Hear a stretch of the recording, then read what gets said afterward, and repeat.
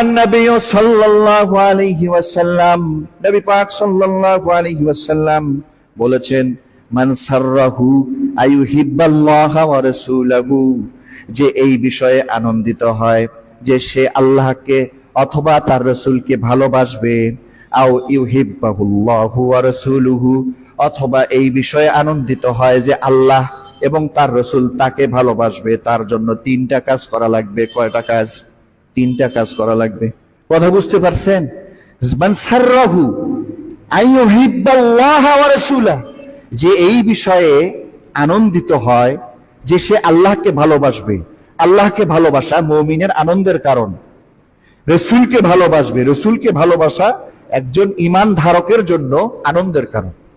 এরপরে রাসূল বলছেন, আও অথবা যে ব্যক্তি এই কথায় এই বিষয়ে আনন্দিত হয়, ইউহিব্বাহুল্লাহু ওয়া রাসূলুহু, আল্লাহ তাকে এবং আল্লাহর রাসূল তাকে ভালোবাসবে।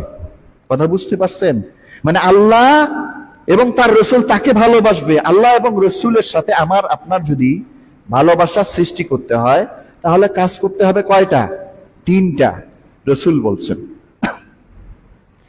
ফালিয়াসদুক হাদিসাহু ইজা হাদ্দাসা, আল্লাহর সাথে প্রেম সৃষ্টি করতে গেলে এক নম্বর যে কাজটা করতে হবে, ফালিয়াসদুক হাদিসাহু ইজা হাদ্দাসা, যখন কথা বলবে তখন সত্য কথা বলবে।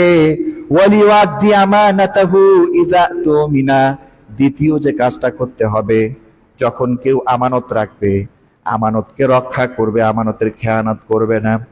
ওয়ালিহুসিন জিওয়ারা মান জাওয়ারাহু, তিন নাম্বার যে কাজটা করতে হবে তার প্রতিবেশীর সাথে ইউহসিন, সুন্দর আচরণ করতে হবে। কথা বুঝতে পারছেন? তাহলে কি হবে? আল্লাহ ভালোবাসবে, আপনি আল্লাহকে ভালোবাসতে পারবেন। রাসূল ভালোবাসবে, আপনি রাসূলকে ভালোবাসতে পারবেন। রাসূলের ভালোবাসা মানে রাসূলের থেকে সুপারিশ প্রাপ্ত হওয়া।